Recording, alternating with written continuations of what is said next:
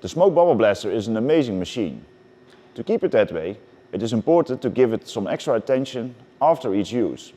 With this, I mean that after each use, you should clean the machine according to these following steps. To start with, remove the bubble fluid canister from its cabinet and replace it for a 20-liter jerry can filled with lukewarm water.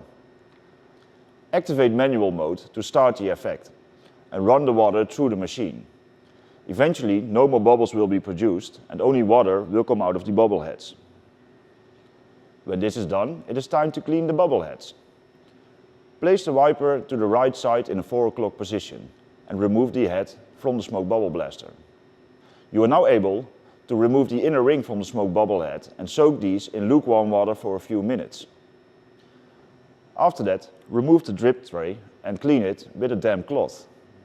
When the bubble heads are soaked for some time, you can clean them using a brush.